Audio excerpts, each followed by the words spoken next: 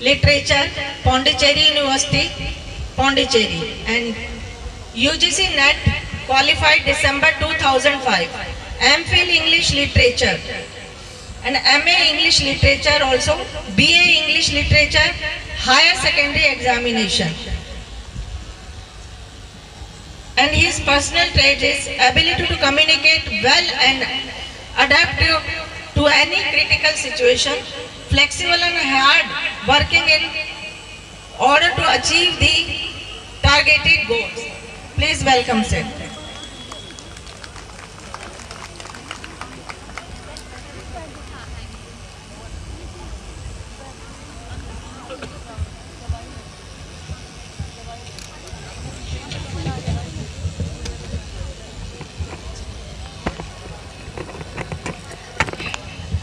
JNU का नाम आता है तो बोर नहीं करूंगा मैं आपको। सबसे पहले chief guest of the day respected Shri Bhupesh Ratwal ji, president Dalit Indian chamber of commerce and industry DICCI New Delhi, distinguished speaker of the day Shri HP Kane, retired principal chief commissioner of income tax, Shri Ram Ratan member doctor Ambedkar परिश्राम, doctor Puran Chandra Saheb senior lawyer, Shri Rajendra Singh ji advocate, आप सभी का स्वागत और आभार। My heartfelt gratitude to the organizers, mainly Shri Shyam Sundar, Mrs. Anita Chahal, Shri KBS Nagar, Shri Lokesh Kumar, Shri Jagpal. I would also like to remember and thank Shri SP Verma ji, Dr. Arvind Arihant for preparing me to present a few thoughts on this auspicious day amidst the August gathering. बहुत कुछ कहा गया बाबा साहब भीमराव अंबेडकर जी के बारे में, और मैंने सोचा क्यों ना उनके जीवन के कुछ 5 महत्वपूर्ण बातें जो हमने सुन ली हैं उनको आप तक मैं पहुंचाऊं। तो मेरा जो विचार है ये सिर्फ Bharat Ratna Bhimrao Ambedkar and inspiration to the Dalits in the 21st century challenges, इस पर मैं थोड़ा रखना चाहता हूं।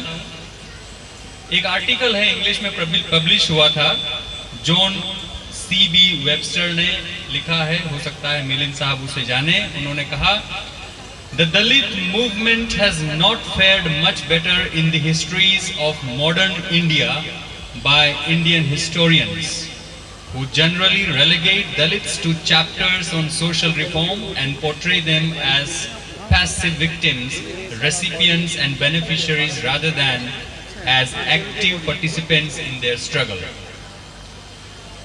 अब ये दलित मूवमेंट जो शुरू हुआ है ये बहुत अधूरा है, और हमने सब ने कहा है, इस बात को माना भी है कि यदि हमारा उत्थान होना है भविष्य में, हम जो बैठे हैं कहीं ना कहीं कैसे भी संघर्ष करके हमने एम्प्लॉयमेंट लिया है, मिला है, संविधान के थ्रू मिला है, रिजर्वेशन के थ्रू मिला है, लेकिन वो उन लोगों का क्या जो आज यहाँ नहीं है, हमें उनके बारे में सोचना है।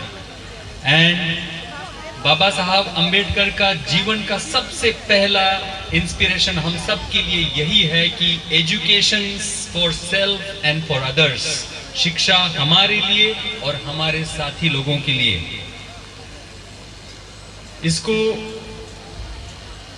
और वो शिक्षा ऐसी हो जो हमें सही गलत की पहचान करवाए, ये बहुत जरूरी है। हमारे माहौल में क्या सही है क्या गलत है ये हमें जानना बहुत जरूरी है। और उन्होंने कहा, कहीं आपने पढ़ा भी होगा, be educated, be agitated, be organised, be confident, never give up, these are the 5 principles of our life. और दूसरी जो चीज एजुकेशन के साथ होती है वो है मोरालिटी, नैतिकता। यदि एजुकेशन में मोरालिटी का अभाव है तो वो एजुकेशन जीरो है, उन्होंने कहा इस बात को। दूसरी जो चीज मैं आपको बताना चाहता हूं जो मेरी समझ से है, realisation of skills and ability, जो हमारी काबिलियत है, हम कमजोर नहीं हैं, काबिल हैं हम। इस चीज को हमें समझना है और हमारे साथ में समाज में जितने लोग हैं उन्हें भी समझाना है कि हम कमजोर नहीं हैं, हम काबिल हैं। इस चीज को, ये बहुत ही महत्वपूर्ण चीज है, क्योंकि जो भी है हम एक ही समाज में आते हैं, हम सभी कहीं ना कहीं पीड़ित हुए हैं अपने भूतकाल में, कहीं ना कहीं हमको पीड़ा हुई है इस बात को लेकर। और हम ये भी जानते हैं कि हम कमजोर नहीं हैं, हमको कमजोर बनाया जाता है, हमारी काबिलियत को कमजोर बना दिया जाता है।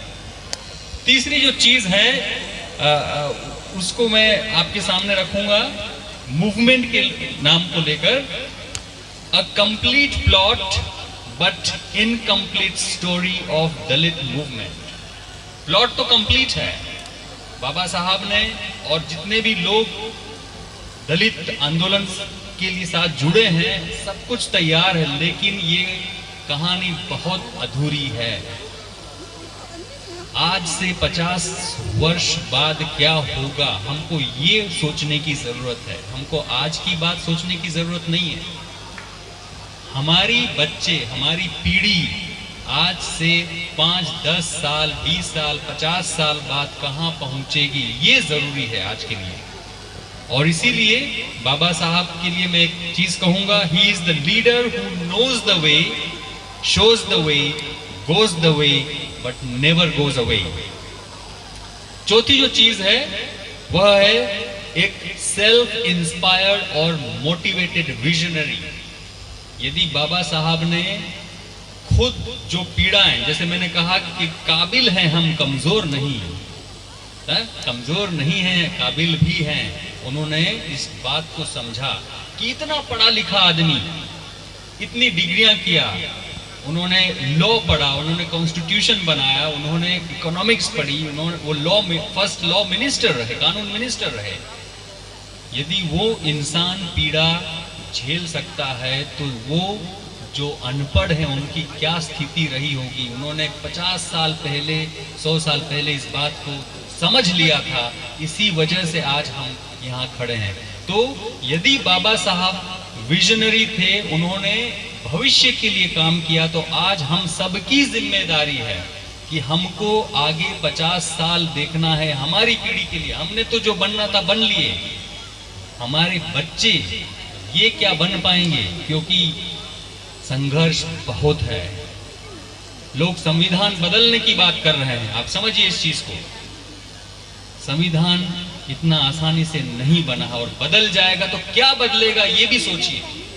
बहुत ही गंभीर मुद्दों पर हमें इस चीज को आगे ध्यान रखना है।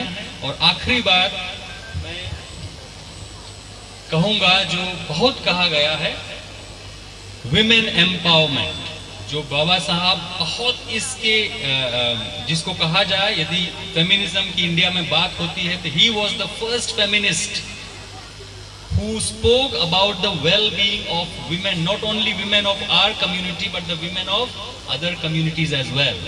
तो उन्होंने ये कहा था कि I measure the progress of a community by the degree of progress which women have achieved, and 21st century belongs to women. We all know that. और सरकार भी कहती है बेटी बचाओ बेटी पढ़ाओ, सरकार का भी ये नारा है। So we must think seriously how many women from Dalit community are educated, liberated and employed.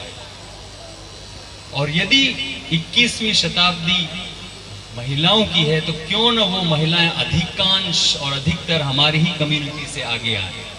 बस इन्हीं कुछ बातों को देखकर मैं कहूँगा, लैंगस्टन ह्यूज की एक 6 लाइन की पोएम है, उस पोएम को आप अपने तक रखिए। वो अश्वेत लोगों के लिए कही गई थी। Langston Hughes is a black writer. English में पढ़ूंगा, आप समझ जाएंगे, बहुत ही आसान है। The night is beautiful, so are the faces of my people. The stars are beautiful, so are the eyes of my people. Beautiful also is the sun, so are the souls of my people. जय भीम, जय हिंद, जय Bharat. Thank you very much. Thank you so much. Sir, please. Kailash ma'am. Sir. अच्छा, विजय। जोरदार तालियां please.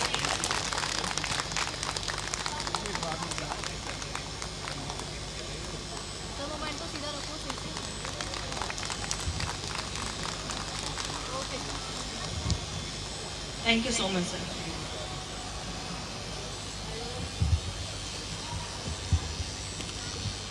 अब जिन्हें मैं stage पर बुलाना चाहती हूँ